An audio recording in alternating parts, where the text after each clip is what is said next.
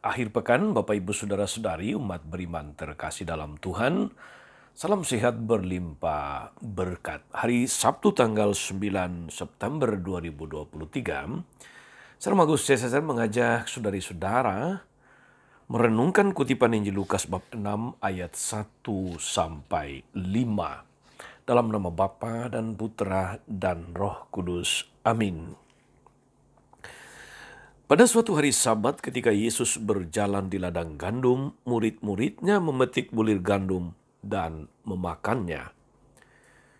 Sementara mereka menggisarnya dengan tangannya. Tetapi beberapa orang Farisi berkata, "Mengapa kamu berbuat sesuatu yang tidak diperbolehkan pada hari Sabat?" Lalu Yesus menjawab mereka, "Tidakkah kamu baca apa yang dilakukan oleh Daud ketika ia dan mereka yang mengikutinya lapar? Bagaimana ia masuk ke dalam rumah Allah dan mengambil roti sajian, lalu memakannya dan memberikannya kepada pengikut-pengikutnya. Padahal roti itu tidak boleh dimakan kecuali oleh imam-imam." Kata si Yesus lagi kepada mereka, "Anak manusia adalah Tuhan atas hari Sabat." Demikianlah sabda Tuhan. Bapak Ibu Saudari-saudara umat beriman terkasih dalam Tuhan, kita mendengarkan Yesus yang mencoba mengklarifikasi pola pikir orang Farisi ahli Taurat dalam hal menghayati hukum Sabat. Boleh saya katakan Yesus memberikan perspektif baru atau arah baru tentang bagaimana hukum itu harus dilaksanakan. Saudari-saudara umat beriman terkasih, peraturan-peraturan Allah termasuk yang terkait dengan peraturan tentang Sabat selalu dibuat untuk kebaikan manusia, bukan untuk malah membebani manusia. Sebagai contoh, Allah tidak menghukum Daud dan para pengikutnya yang memakan roti sajian saat mereka kelaparan. Padahal roti itu selain hanya boleh dimakan, roti sajian itu hanya boleh dimakan oleh imam dan keluarganya. Peraturannya memang begitu, tapi toh Tuhan tidak marah ketika Daud dan para pengikutnya memakannya juga karena mereka kelaparan. Jadi ada situasi yang tidak bisa dihindarkan atas alasan kemanusiaan, atas alasan nyawa yang harus diprioritaskan, hukum dinomorduakan. Hal ini berlaku juga untuk peraturan-peraturan lainnya. Termasuk peraturan hari Sabat. Sabat mengingatkan umat Allah akan pentingnya beristirahat. Beristirahat dalam hal ini termasuk ketika mereka harus memakai itu sebagai kesempatan untuk bersyukur dan memuji Tuhan. Bersyukur atas berkat yang telah Allah berikan untuk mereka.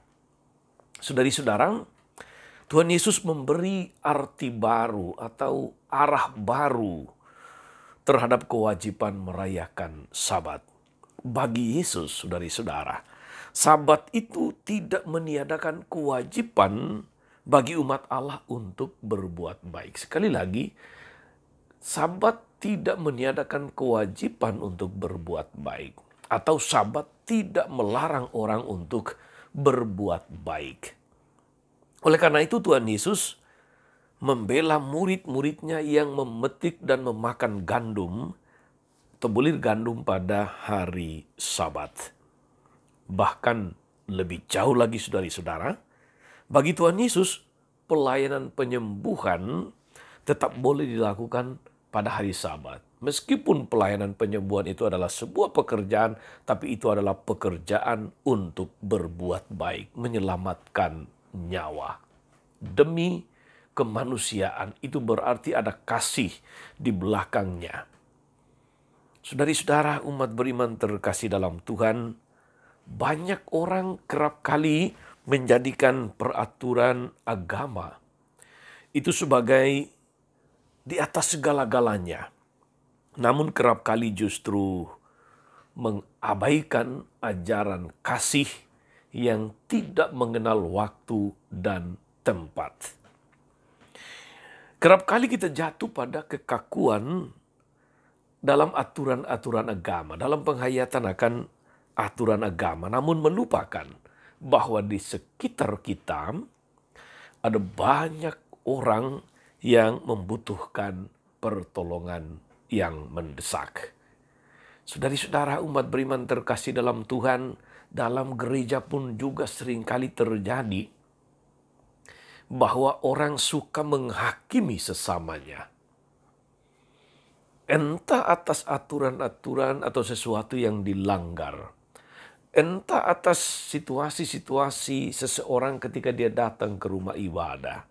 Entah karena permasalahannya, entah karena masa lalunya, entah karena sesuatu yang buruk yang kita tahu tentangnya. Untuk itulah saudara-saudari, Paus Fransiskus mensinyalir ini sebagai sikap yang bisa menggerogoti gereja. Karena itu dalam Evangelii Gaudium, Paus mengatakan begini, seringkali kita bertindak sebagai wasit rahmat daripada menjadi fasilitatornya. Gereja bukanlah pabean atau rumah cukai, rumah pajak, melainkan rumah Bapa, di mana ada tempat untuk setiap orang dengan permasalahan yang ada dalam hidup mereka. Saudari-saudara, lebih baik kita menjadi fasilitator rahmat daripada menjadi hakim bagi orang lain. Lebih baik bagi kita untuk berbuat baik tanpa mengenal waktu dan tempat daripada menjadi hakim bagi orang lain yang sedang sungguh mengalami situasi-situasi atau momen-momen yang krusial di dalam hidupnya. Jangan berhenti berbuat baik, jangan menunda untuk berbuat baik, karena berbuat baik itu tidak mengenal waktu. Tuhan Yesus memberkati. Amin. Tuhan Yesus Kristus, berilah kami kebijaksanaan untuk memahami berbagai macam peraturan hukum, pedoman hidup dengan jernih dan lapang, sehingga kami semakin memiliki kemerdekaan sebagai anak-anak Allah. Anugerahkanlah kami rahmat dan kebijaksanaan untuk membuat diri kami sebagai fasilitator rahmat dan bukan menjadi hakim atau wasit rahmat Allah terhadap sesama kami. Terpujilah namamu sepanjang segala masa. Amin. Saudari-saudara sekalian, berkat Allah turun atas saudari-saudara. Atas mereka yang kita doakan atau kita janjikan doa, mereka yang sakit dan menderita segala rencana, karya dan pelayanan hari ini Bapa dan Putra dan Roh Kudus. Amin. Tetap sehat dan teruslah menjadi berkat. Jangan lupa like, subscribe, nyalakan lonceng notifikasinya. Salam 52, Tuhan memberkati.